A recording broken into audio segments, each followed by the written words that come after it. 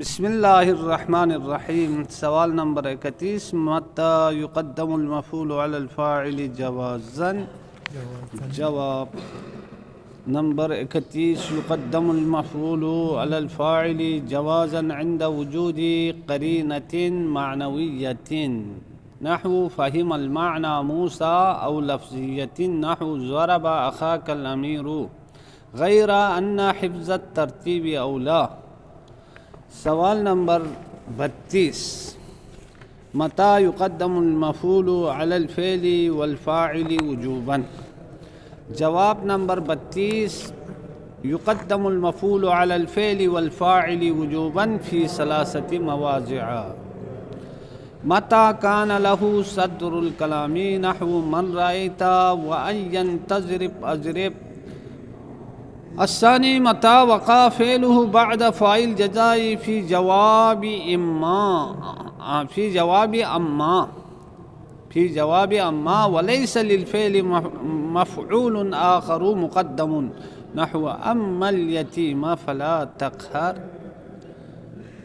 الثالث، إذا كان ضميرا منفصلا نحو إياك نعبد إلا إذا وقع بعد إلا فيؤخر وجوبا نحو ولا نعبد إلا إياك كما مر۔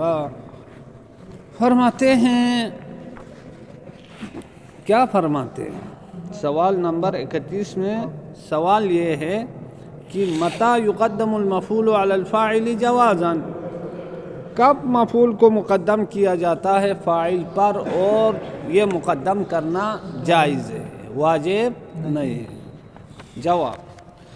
جواب نمبر 31، يقدم المفعول على الفاعل جوازا، مفعول کو مقدم کیا جاتا ہے على الفاعل، فاعل پر جوازا، یہ تقدم جائز ہے، مقدم کرنا، ایسا مقدم کرنا جو جائز ہے، عند وجود قرینۃ معنویۃ، ایک ایسے قرینے کے موجود ہوتے وقت، معنویۃ جو قرینہ کیا ہو؟ معنوی ہو، نحو جیسے فہم المعنی موسیٰ۔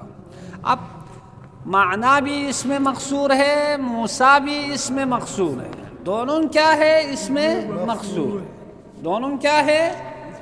اس میں مقصور ہے۔ اس میں مقصور کا اعراب کیا ہوتا ہے؟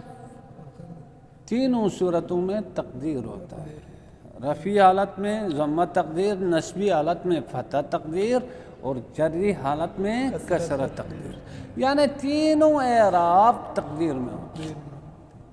اب پتہ نہیں چلے گا نا، لفظاً تو پتہ نہیں چلے گا کون فاعل ہے کون مفعول ہے۔ اگر اعراب ظاہر ہوتا تو ہمیں پتہ چلتا، رفع کو دیکھ کے ہم کہتے ہیں یہ فاعل ہے، نصب کو دیکھ کے کہتے ہیں ہم یہ مفعول ہے۔ تو جہاں فاعل اور مفعول کے اشتباہ ہونے کے موارد میں سے ایک مورد کیا تھا؟ ہر وہ اسم، فاعل اور مفعول دونوں، ہر وہ اسم ہو جس کے آخر میں کھڑی زبر ہو، ایسی صورت میں اشتباہ کا خطرہ ہوگا۔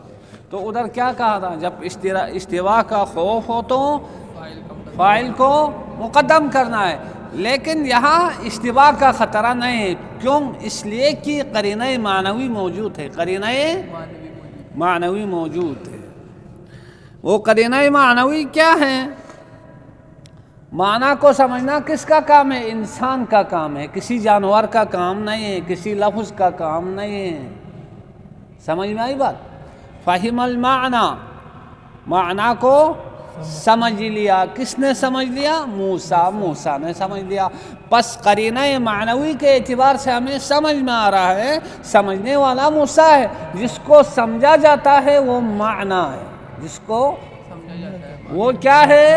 معنی ہے۔ تو قرینہ معنوی کے اعتبار سے ہمیں سمجھ میں آ رہا ہے کہ موسیٰ فاعل ہے، معنی مفعول بھی ہے، اور یہ مفعول بھی یہاں مقدم ہے، کیونکہ قرینے سے سمجھ سکتے ہیں۔ سمجھ میں آئی بات؟ او لفظیت، یا قرینہ کیا ہو؟ لفظیہ ہو، نحو ضرب اخاک الامیر، تیرے بھائی کو امیر نے مارا، تیرے بھائی کو امیر نے مارا۔ اب ضربہ کیا ہے؟ فعل ہے.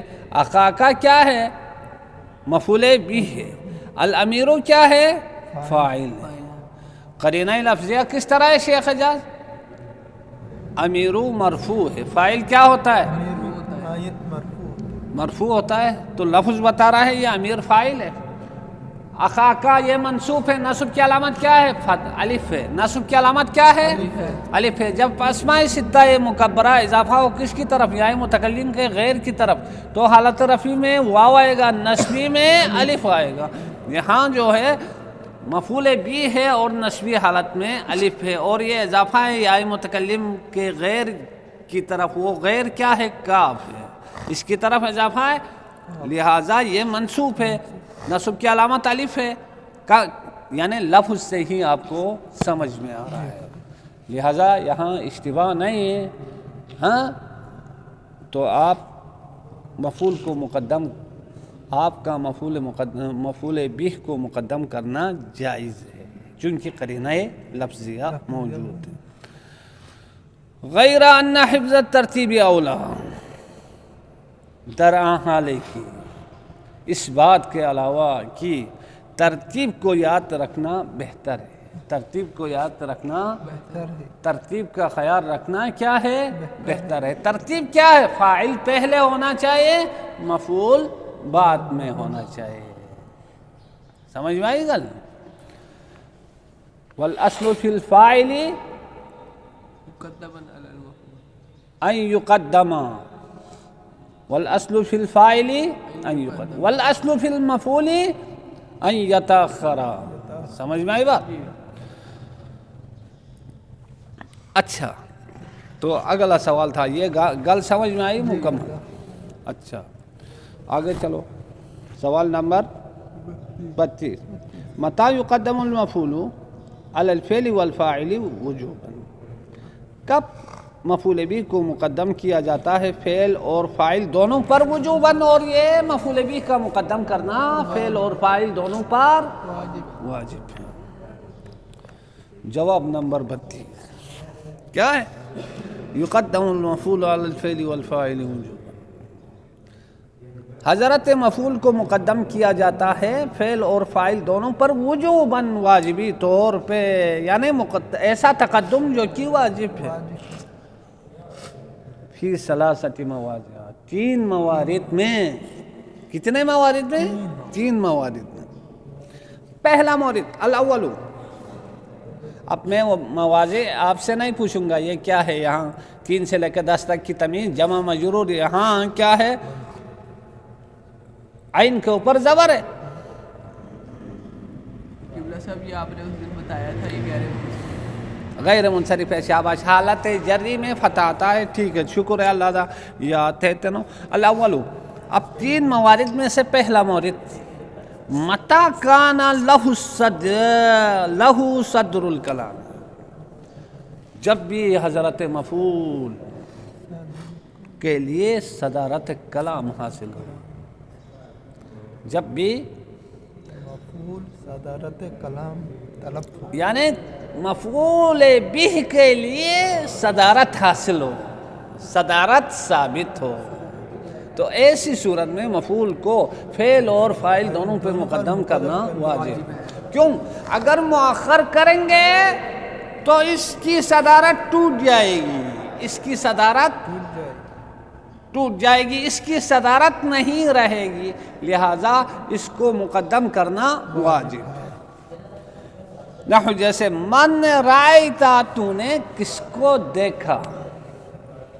من رائتا، کس کو اب یہ من کیا ہے؟ ایسے الفاظ میں سے ہے جن کے لیے صدارت کلام حاصل ہے، جن کے لیے صدارت کلام ثابت ہے. اگر من کو رائتا کے بعد لائیں تو من کی صدارت ٹوٹ جائے گی. لہذا من مفعول بھی کو رائتا فعل پر مقدم اور اس کے فاعل پر مقدم کرنا واجب ہے تاکہ من کی صدارت برقرار رہے. گل سمجھ میں آئی؟ آگے چلو. وَأَيَّن تَضْرِبْ أَضْرِبْ، جس کو تو مارو گے اس کو میں ماروں گا. میں بھی ماروں گا،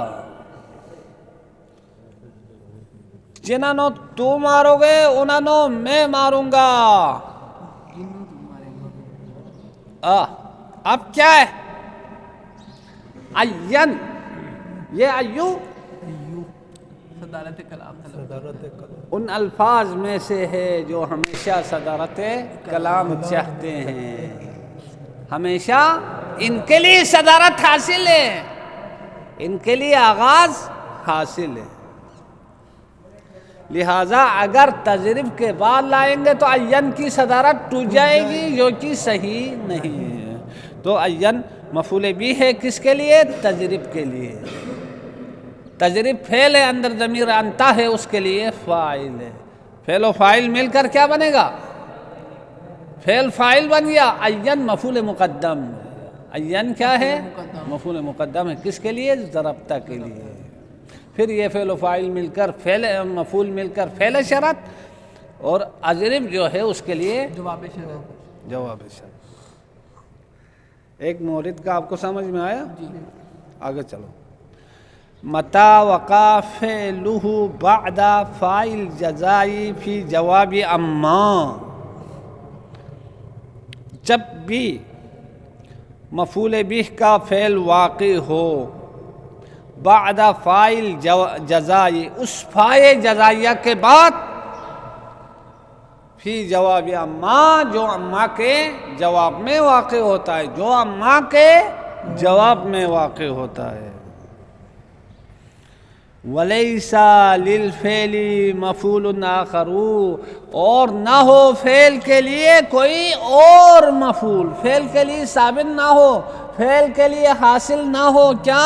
کوئی اور مفعول، مقدم، جو مقدم ہو، جو فعل پر مقدم ہو، ایسا کوئی دوسرا مفعول موجود نہ ہو۔ نحو اما الیتیم فلا تقہر، اما فلا تقہر، مگر یتیم فلا تقہر، اس پہ ظلم اور ستم مت کیا کر، مت کیا کر، تو یتیم پہ ظلم مت کیا کر۔ اچھا اب کیا ہے؟ آ گیا نا؟ آ گیا نہیں؟ یعنی مفعول کا فعل کیا ہے؟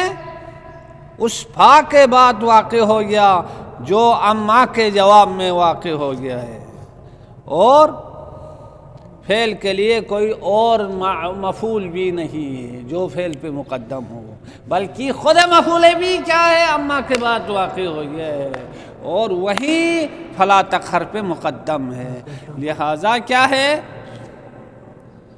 اما کے بعد مفعول بھی آئے گا، اس کے بعد فعل آ جائے گا۔ سمجھ میں آئی بات؟ تو اما مائے شرطیہ، الیتیمہ یہ مفعول بھی ہے، مقدم ہے، کس کے لیے؟ فلا تقہر کے لیے، فلا تقہر کے لیے۔ آگے چلو، میں نے تو کچھ اور بھی دیکھا تھا، اب مجھے ادھر نظر نہیں آ رہا ہے۔ چھوٹی کتاب میں اور بھی ہے؟ اور کوئی مثال ہاں نہیں، ایک ہی ہے۔ ٹھیک ہے، پھر میں نے اکھا پکا دیکھا ہے۔ اچھا قبلہ صاحب پیچھے آپ نے اما دیکھا ہوگا بریکٹ میں، وہ آپ کو مثال لگ رہی ہے۔ اچھا ٹھیک آپ کے ہے، بعد ٹھیک ہے۔ نحو اما الیتیم فلا تقہر، تو الیتیمہ کیا ہے؟ یہ مفعول مقدم ہے، کس کے لیے؟ لا تقہر کے لیے۔ اچھا فائدے کی تیسرا فائدہ، ہاں نہیں تیسرا مورد، سوری فائدہ کہہ رہا ہوں، تیسرا مورد الثالث اذا کان ضمیرا منفصلا، جتنے مفعول مقدم کو فعل اور فاعل پر مقدم کرنا واجب ہے، ان موارد میں سے تیسرا مورد کیا ہے؟ اذا کان مفعول ضمیرا منفصلا، جب مفعول کیا ہو؟ ضمیر، ایسی ضمیر ہو جو فعل سے جدا ہو، منفصل ہو۔ نحو ایاک نعبد، ہم صرف تیری عبادت کرتے ہیں، اونلی ون، یہاں مفعول کا مقدم کرنا واجب ہے۔ کیوں واجب ہے؟ اس لیے کہ ضمیر منفصل میں آپ نے متصل کو بدل کر دیا۔ منفصل جو ہے، ہاں منفصل میں آپ نے بدل کر دیا تو پھر کیا بنے گا؟ یعنی معنی حصر کو پیدا کرنے کے لیے آپ نے ضمیر متصل کو مقدم کیا تھا، پھر ابتدا میں ضمیر متصل کا استعمال درست نہیں ہے، لہذا اس کو آپ نے منفصل میں بدل کر دیا۔ یہاں ایاک کا مقدم ہونا واجب ہے تاکہ حصر کا معنی سمجھا دے، اگر مقدم نہ کریں تو حصر کا معنی سمجھ میں نہیں آتا ہے، لہٰذا ایاک کو یہاں مقدم کیا۔ پہلے تو منفصل کا کو لا کے شروع میں لگا لیا، جب شروع میں لگایا تو وہ تو استعمال ہی نہیں ہو سکتا ہے، چونکہ ضمیر آخر کے ساتھ لگتی ہے، ابتدا میں نہیں لگتی ہے فعل کے، لہذا اس کو مجبوراً منفصل میں تبدیل کر دیا۔ ضمیر متصل کے ضمیر منفصل کیا آئے گا؟ ایاک آئے گا، کا کو ایاک میں تبدیل کر دیا تو بن گیا ایاک نعبدو۔ سمجھ میں آئی بات؟ پہلے نعبدو کا تھا، پھر کیا کر دیا؟ کاف کو نعبدو سے الگ کر کے شروع میں لے کے آیا، اب یہ تو شروع میں پڑھ ہی نہیں سکتے، لہٰذا اس کو کیا کر دیا؟ اتصال کے بغیر نہیں پڑھ سکتے، لہٰذا کاف کو ضمیر منفصل منصوب میں بدل کیا۔ اب کا کے ضمیر منفصل منصوب کیا آئے گا؟ ایاک آئے گا۔ ایاک کے بعد کیا ہے؟ جب آپ نے ایاک بنا لیا تو ضمیر منفصل بن گیا، اس کا تلفظ ٹھیک ہے، ایاک نعبد، ہم صرف تیری عبادت کرتے ہیں۔ تو یہ کہنے کا مطلب یہ ہے معنی حاصل اس کو مقدم کیے بغیر حاصل نہیں ہوتا ہے، لہذا اس کا مقدم کرنا واجب ہے، اور ایاک نعبد کے لیے مفعول بھی ہے مقدم ہے، فعل اور فاعل دونوں پہ مقدم۔ الا اذا وقع بعد الا، ہاں